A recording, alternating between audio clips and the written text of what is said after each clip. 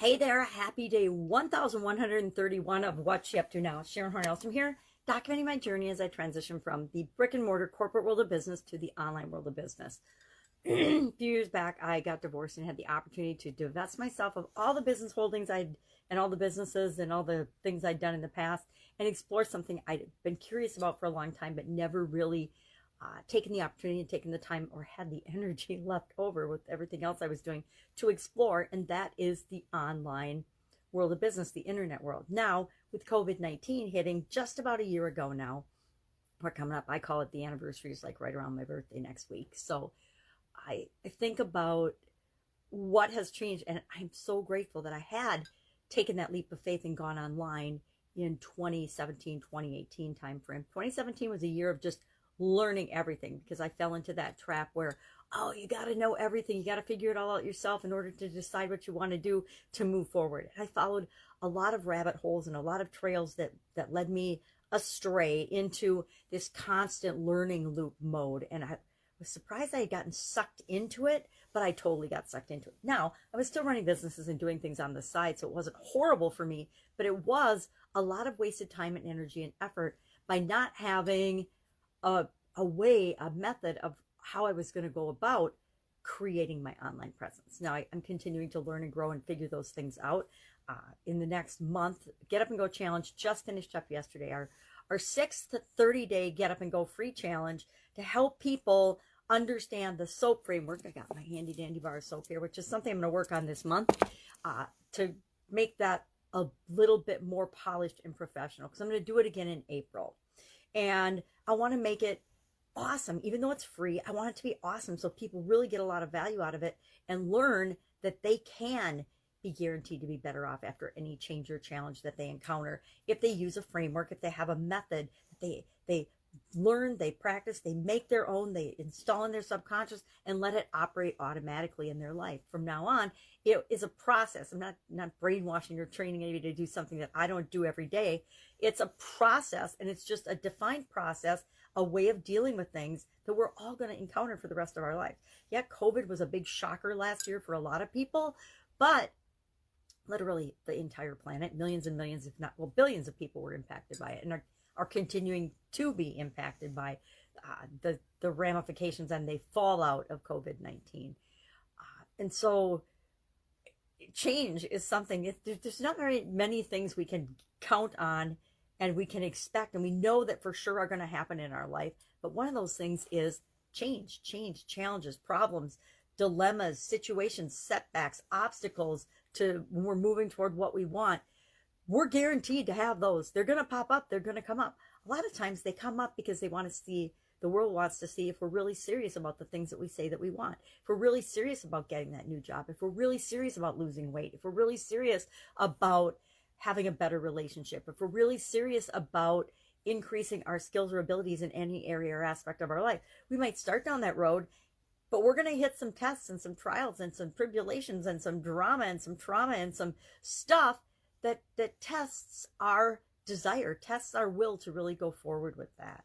So Get Up and Go Challenge, in between challenges right now. And the last couple times I've been in between challenges for over a couple of weeks, I have gone ahead and done some other way of producing daily content. I did not do that in January this year. Last month, I guess 2 months ago now, because we're already in March, because the challenge ran over only 28 days in February, so we had to go over a couple of days.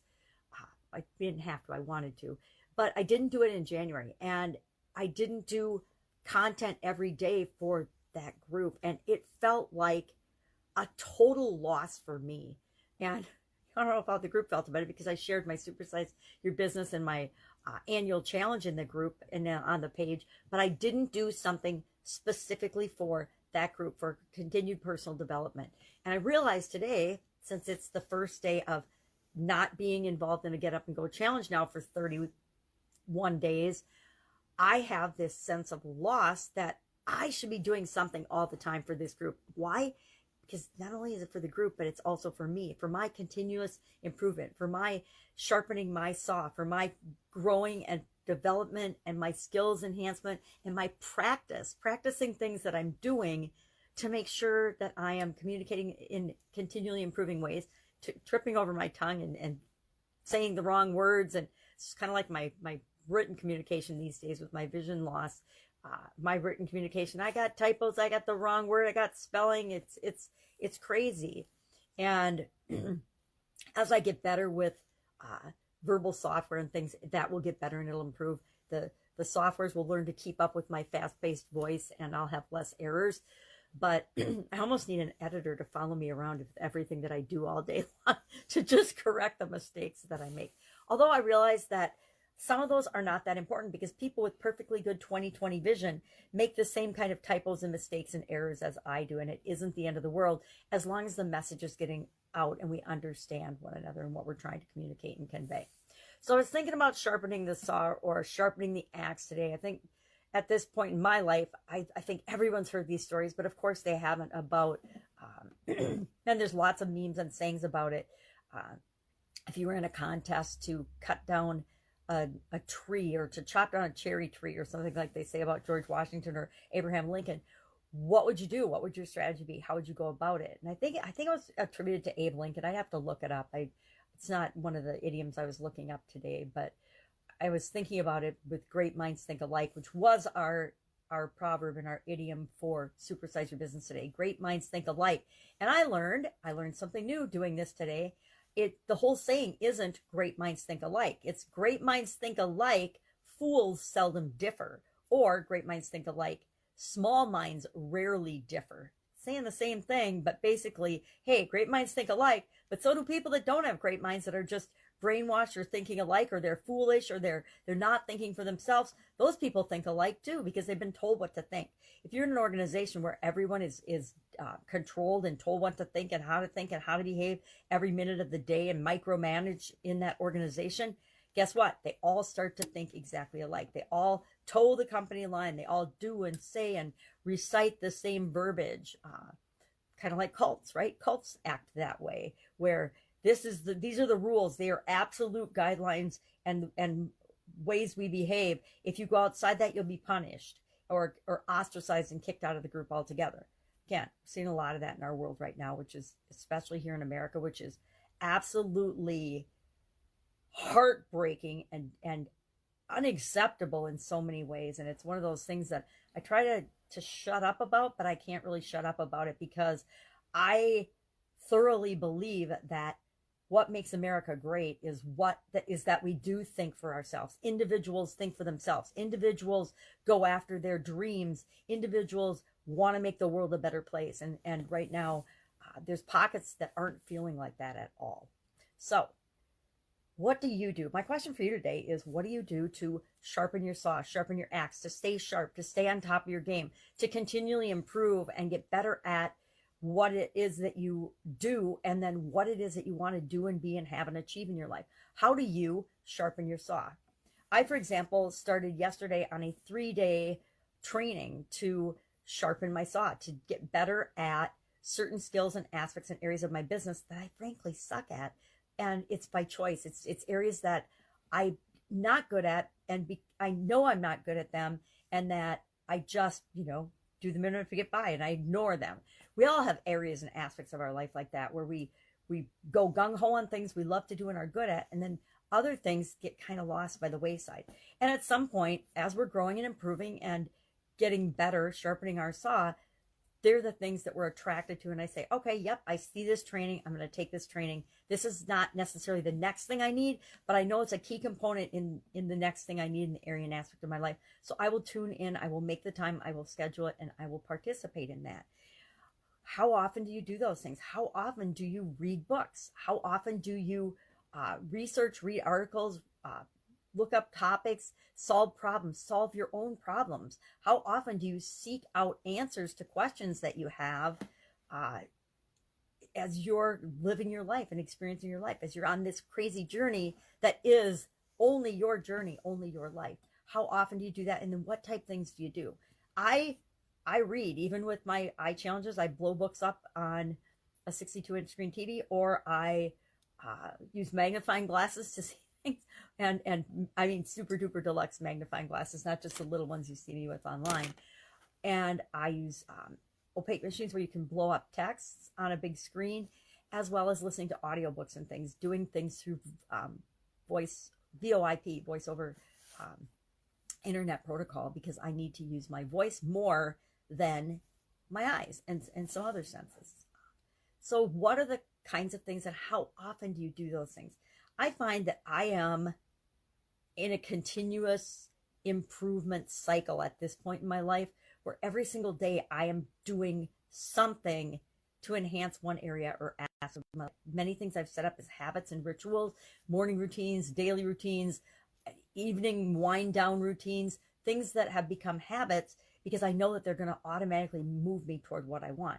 And then I'm always looking for, what can I do to be a better version of myself? What can I do to enhance who it is that I want to become and be, and how I want to show up on the planet? So when I see things that I'm attracted to, I ask myself, is this the right time for this? Is it urgent? Is it important? Can I make time in my schedule for it? Sometimes the answer is no. I've got commitments that I need to live up to, and I can't make time for it. But other times I find, yes, I absolutely can shift things around and make sure I'm still meeting all of my commitments, yet I can continue to grow and be better skilled, practice my skills, so that I can serve the people that I'm here to serve better. So I find that, as if I'm really honest, I am pretty much always sharpening my saw in some way, shape, or form every single day, at least for the last several years. Online, ever since I've come online, I'm always learning and growing and looking for what I need to do, what I need to be better at in order to improve what it is that I'm here to do in the world, how I want to show up in the world. And that's, in all the areas and aspects of my life: physical, mental, emotional, spiritual, financial, relationships, and contribution. Sometimes one area or aspect of my life needs more attention.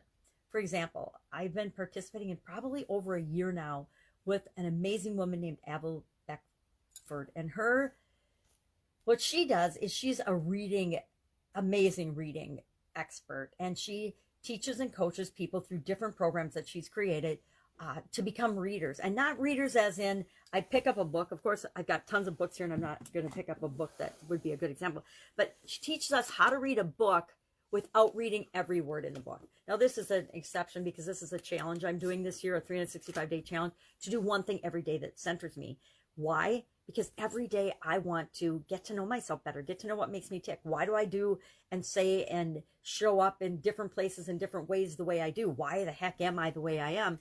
And what things can I do to focus in, understand myself better, so I can show up better in the world, so I can be a better example for those I love and care about, and for other people that I interact with. I want to be a positive force in the world, a positive influence in the world. And part of that comes from first understanding ourselves. So she does these challenges. I got to tell you, that was definitely a push and a challenge for me. But I've had the habit of reading before bed every night. Even though I can't see very well, I still have a habit of consuming information that will help me in different areas and aspects of my life at night. So it was easy to put that this is my last thing I do every day before I go to bed. And I just added it to my evening routine. And I said, okay, this is the last thing. And it worked really well because it allowed me to go to sleep thinking about the things I was picking out of the book. And I wasn't reading it word for word. I was picking out the pieces that were pertinent to whatever it was I was reading the book for. She teaches us to read deliberately, which is so powerful. And I'd been doing that for a long time. I'll give you an example. I wanted to start outsourcing things in my Italian food manufacturing business. And I thought about it, and I'm like, yeah, I've been in manufacturing for a long time, management and things, but I don't really personally know or understand or have a great grasp on outsourcing. So how was I going to learn about outsourcing while running my business and raising my family and doing all these things? Went on Amazon, because Amazon was a big book place then, and I ordered like 20 books on outsourcing. I just went through, read a couple of reviews, looked at the ones that sounded good or that I could get a piece of the pie, piece of the information about outsourcing, because outsourcing is a huge topic, right? And I bought like 20 books, and I read 20 books, which took me a while because I used to read word for word, but I was really reading for, what do I need to do in order that I can outsource some of the activities or outsource some of the different functions of my business. And if I had been reading like Avril teaches us to, read to solve your problem and only read the parts of the book that you need that will help solve your problem, I could have saved myself a whole lot of time and energy. And this is back when I could still see. really, really well, and I could read no problem. I had only lost the vision in my left eye, so my right eye was still clicking, and I could read. And but I could have saved myself a lot of time if I knew her strategy back then. That's why we go find coaches. That's why we sharpen the saw, so we can continually improve our skills in the areas that we need to. My whole point of that was she's doing another challenge, and this time, and she's done a bunch of different ones, like read 10 books in 30 days. I did that one, and now we're coming up on another one. We're reading specifically to solve a problem. So she wants us to read, I can't remember, 5 books, maybe 5 books we're picking, to pick 5 books to read on a topic that solves a specific problem that we're curious about and we want to do. Well, physically during COVID, my health is kind of gone. My health's good still, awesome, but I notice I don't have the energy I normally have. I don't have the desire to do the things I normally do with respect to physical activity. Maybe it's just because we've all been locked down and hunkered down for so long. It's kind of like having extended cabin fever, and I want to get back into that. And part of that is I've gained weight, and like my clothes are tight, and I don't like that. So I want to solve that problem, meaning I want to get my energy back, be more active, lose some weight, so I can fit into all my clothes, because I like being able to fit into all my clothes. It gives me lots more choices every day about what I want to wear, where I want to go. So I told her I'm going to read books on keto, which I know nothing about, and intermittent fasting, because those are the 2 things I've heard through the grapevine over the last year that really help people out. Now, I have certain health challenges and certain restrictions that I need to also keep in mind if I'm going to do that, but I don't know enough about it to decide whether it's a go or no go. So my problem I'm going to read about is intermittent fasting. I need to know the basics of it, and keto, the basics of it, the foundations, and then, how it works, why it works, and if it's going to work with my health situation. If it isn't, then I need to do something else, but I want to just I'll read 5 books on it. Got 3.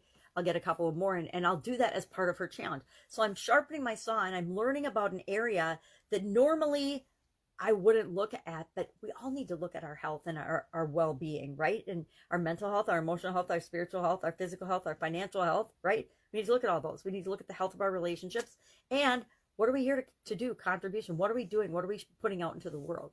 And sometimes those are very personal things inside of us that we need to explore.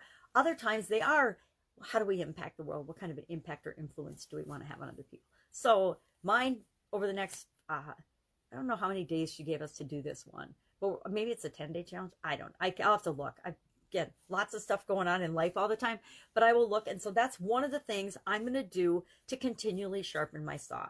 I do 365-day challenges every year. This is my 4th year now, of one key area and aspect of my life that I want to influence and have huge impact on. How do you do that? By doing one small thing every day. First year I did it, I did one thing every day that scares me. One thing every day to stretch my comfort zone. It was all different things and activities. Then the next year I did one thing every day that made me happy. Last year I did one fun thing every day with my granddaughter, and I was watching her during COVID. Perfect choice for 2020. I got to tell you, picking and finding and doing and making yourself actually do one fun thing, or think about one fun thing every day, probably helped me to get through the whole crazy COVID pandemic and election and politics and nonsense crap that's going on outside of me. And then this year is all about what's going on inside me, what centers me, what really feels right, what makes me tick. And so that's what the challenge will be. And that is all about sharpening the saw, right? Whether it's learning outside skills and things like the training I'm doing, or whether it's hiring a coach or hiring or being part of a mastermind. All those things to me are sharpening the saw, getting better, continually improving on the skills that I already have, that I have developed over the last almost 5 decades. That's really scary to say. 47 years. I've been in business since I was 13, which is really interesting too. And before that, my dad always had us girls doing different projects and doing different things with him in his businesses. He worked in corporate America for 35 plus years before he retired. And on the side, he always had things going. He had real estate. He had rental property. He had, back then, it's called Section 8 now, but it was called welfare housing back then. What else? Car wash. Different businesses selling all kinds of seasonal stuff, from Christmas trees, Christmas wreaths, till the Boy Scouts were doing it. And fireworks, all kinds of things, rodeos, amazing, all the different things that we did over the years. Liquor, wholesale and retail liquor, restaurants. Papatroni's, a pizza place that was really fun, which made the best chicken Alfredo pizza back in the day before anyone even made chicken Alfredo pizza. So lots of cool things, lots of fun things, but lots of ways to always be sharpening our saw. So my question for you today is, how often do you sharpen your saw? And you don't have to tell me, but do you ever do it? Or are you like the vast majority of the population, where you went to grade school, you went to high school, you may or may not have gone to college, you may or may not have gone to a trade school after college, but you got a job and you're doing your job and you're proficient, you're great at it, or maybe you're not because you don't love it, but you are in it and doing it every single day. What are you doing to be better at that job every single day? Because the only way we do something else in our life is if we're great at what we do, and if we're, even if it's just bringing the best attitude to what we do, that's how we find the other opportunities and the other things that make us feel better. All right, that is, I guess, wishing you an amazing day. I'll be with you tomorrow with another update on what you up to now. Take care. Bye.